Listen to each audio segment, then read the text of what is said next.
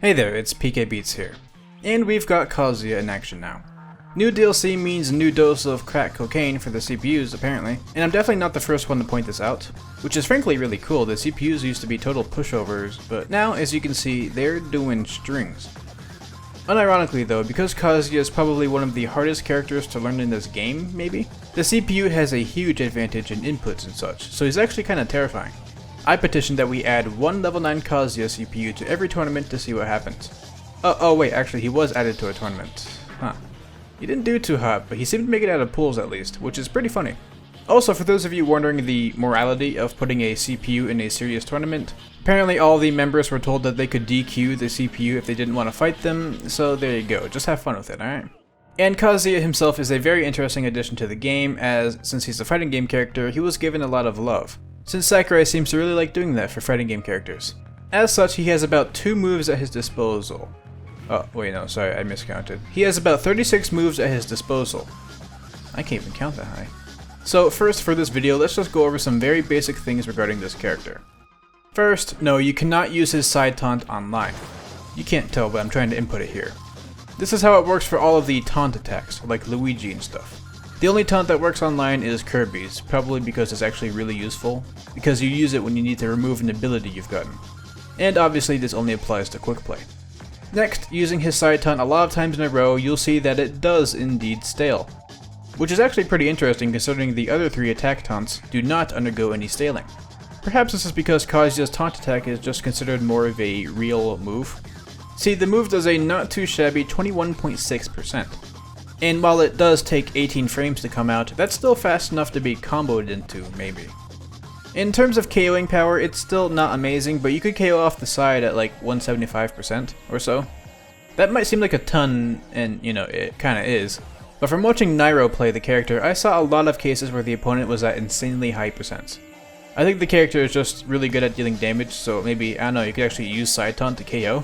Okay, like, I'm not gonna like try and tell you it's a good option, but you know, it's there and it's not totally useless.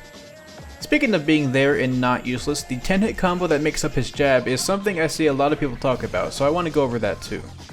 You see this whole thing happen where you only have to hold down the A button for its duration in order to input it, and it does 45%, and its KO power isn't terrible either. So quite a few people were wondering about how broken this was. But don't worry, it really isn't. See, you can actually SDI the moves really well. The first few hits will work, but after that, assuming the opponent is aware of the SDI option, it becomes less of a combo and more of a mix-up. I won't comment on its viability, it might be good for forcing panic escape options from the opponent, but we'll see. Apparently, as I've seen some people say on Twitter, the 10-hit combo in Tekken is usually pretty useless as well, which is actually kind of a funny correlation. Actually, another funny thing to mention that Zachary Gower told me regarding this 10-hit combo is that the combo counter doesn't even register it as a 10-hit combo. It does 9 hits and then resets before the final one. Now the combo counter has always been pretty useless at its job, which is really not good. A training mode should be good for like training, you know?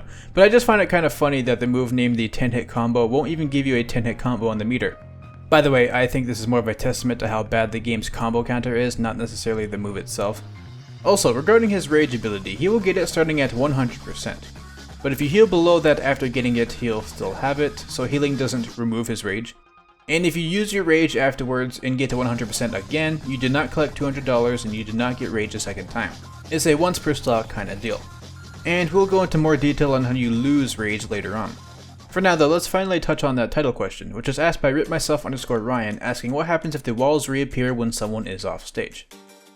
Now we're gonna have to do some more housekeeping before we get into it. First, it's worth mentioning that the stage will not rebuild itself if only part of it is destroyed. It seems that you need to destroy at least 3 sections of the stage, with each individual hole being a section. There are 3 on the ceiling, and 2 on each wall. Furthermore, the stage will always leave 2 sections unrepaired. So if I destroy part of the ceiling and the wall here, this would equal 3 sections destroyed, and after a while only the wall gets repaired. And I waited quite a bit too, and the ceiling remained untouched. But the moment I broke the other wall and the ceiling part, the other sections finally repaired. See what I mean? And it seems that if you try to hover outside or near one of the holes, that hole will not be chosen to be repaired. So if you want to get outside of the area after it's been repaired, you're going to need to run after it started the repairing process. And also before testing, I'm going to show you what normally happens with this stage. See, when you break a part, you can then go outside of the dojo, but if you try to go to a part of that outside section where below it, it's still walled off, you'll hit an invisible wall. This is especially visible when you break the top half of the walls. If you try to go down, you'll just slide back onto the stage. Here's a little visualization I made. The blue lined rectangle is the main dojo. And yes, you cannot go under the stage. If you break one part, it sort of creates a tube that extends outwards, connecting to the still intact dojo pieces. So if I break the ceiling, it'll create a vertical tube where you can't go more horizontal than it. If I break the top half of the walls, well, you can go as high as you want, you can't go over the roof or below the bottom half of the wall. The main exception is if you break the bottom half of the wall, as this will just grant you access to the whole vertical space. When going back on stage, the remaining half of the wall is just intangible. This isn't the case when you're inside the dojo, it's still solid here, but not if you're going from outside to inside. So with those basics out of the way, let's see what happens when you get off stage after the wall is repaired. When you do it from the side, yeah, you'll be there. But if you go too high, you'll still hit an invisible wall and just fall back onto the stage. And if you go out more, you'll still hit the invisible slide and go back in, since the outside portion of the wall is still intangible.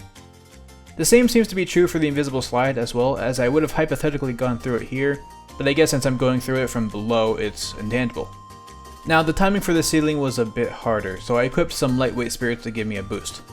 And if you get out there before it gets repaired, once it's repaired, you'll have access to the top area still.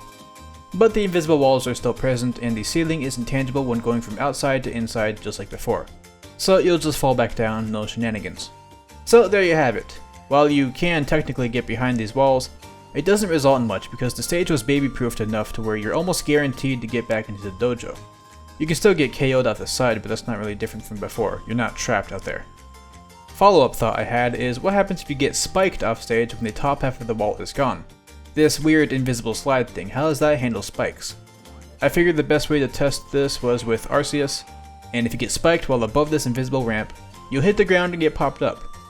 Or you'll just get spiked and slide down the invisible ramp. And you actually can tech the invisible surface out here, which I imagine is a Tekken reference. It's very odd. If you go into the camera in a real match and look off stage, while you aren't given much room to look, you definitely can't see any solid surface. This still feels like a weird addition, but I'm sure they had their reasons. Also, does anyone else feel like Kazuya's portrait is zoomed out way more than the other characters? He feels smaller.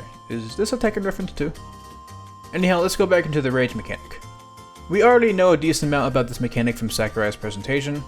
Rage will not go away over time. Instead, it'll go away if you land Rage Drive in any of its 3 input variants, and in addition, it'll go away if you either take enough damage and or with Rage Drive enough. Again, this includes all 3 inputs being Grab, Down Special, and the Shoryuken command. But this is a bit vague, right? Well, that's where MISHIMA on Twitter comes in. They've supplied a lovely chart and number idea regarding the Rage ability. So Rage starts out with 650 points. For every time you whiff Rage Drive, you lose 110 points. Of course, this means you can only whiff it 5 times, as any more than that will deplete Rage's point count.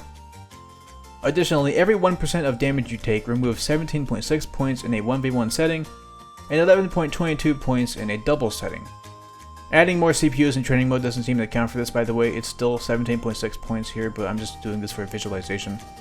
What this means is that if you whiff 5 Rage Drives, you're left with 100 points. So this means the opponent only has to deal 6% in order to fully remove Rage. MISHIMA made a chart about this whole thing regarding how much percent you have to deal to Kazuya to get rid of Rage depending on how many times they've whiffed it, and which game mode you're playing in. Really helpful chart, and considering how much time and attention Kazuya as a character seems like he'll take, it's a really nice asset for being able to keep track of Rage.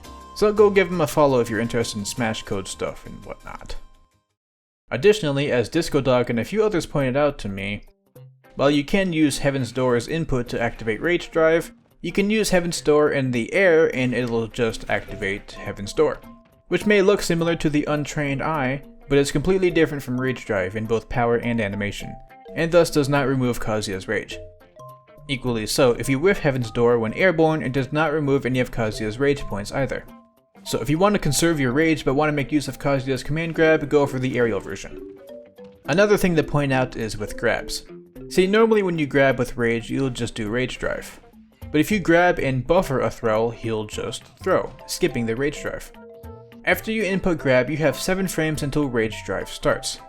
So if you get the grab input within that time frame, it'll just be considered a normal throw instead. Which not only doesn't deplete rage points, but it also, doesn't waste your rage drive and lets you just throw.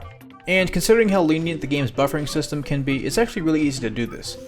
And for the last topic of today's video, I'd like to go over some things regarding Kazuya's throws, specifically regarding the camera angles. The fact that the camera moves in a more cinematic spot is honestly really cool, but it's also never been done before, so I'm curious about a few interactions. First, if you go into the fixed camera setting, the throws will still change the camera, which can be a bit jarring. Next, if anyone has their size changed, the camera will just not change its angle for the throws, even if both characters change their size to the same, size.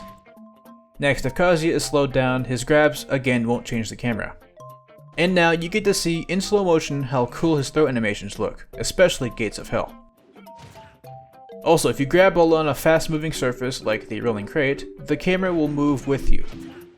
This can be especially jarring at times, but it's also kind of hilarious, so I like it. And everything I just said also applies to Heaven's Door, though for some reason, maybe if you move immediately after inputting it, the camera angle won't change. At least in the fixed camera setting, though other times it does, so I don't know. Next, it seems objects around Kazuya can and do affect the camera. For instance, with his forward throw, the camera usually goes above Kazuya. But if you use the throw under a platform, it just zooms in a bit. Likely because the platform would just get in the way of the camera. You can actually circumvent this by using the throw on a moving surface. The camera will act as normal, even though under the top platform here on a rolling crate, the camera would normally just zoom in. And if you throw before a moving platform moves over, the camera will stay normal, and vice versa. If you do a throw on a 2D stage though, the camera will never change much outside of a zoom in. I imagine this is because on these stages, if you go into the camera, the characters are 2D. So if they change the camera in match, it might just make them look really weird or something. Speaking of 2D, when you grab Game & Watch, his animations look a bit 3D-ish, despite him still being flat. But when you use Gates of Hell on him, he looks honestly perfectly 2D to me. But using Heaven's Door on him, he looks even more 3D, it's kind of a mixed bag. Also, when any of these camera changing moves are happening, you cannot access the camera. And if you're in the camera before they activate, you'll be forced out once the camera change starts. So be sure to keep this in mind. And just because I can, here's what Steve looks like when you use Gates of Hell on him. I don't know, I was expecting something closer to like this. But I guess instead Steve just acts like a wooden plank and flops behind Kazuya. That works too. Now there's actually plenty more for me to talk about, but for today I think that's all.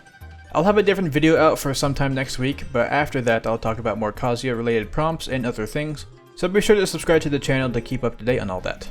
Anyhow, I'd like to thank my gorgeous patrons, Nestor Franco, Sashanks, Skully, Burbo, Hope King, Niklz, Raighne, TheRealFxdeYT, YouTube, BJ, Didn't Play, Feurolant, blizwald, Glaceon, Jigs, Keckothedragon, R2043, RustyRantsYT, Skye, and Stan LOONA.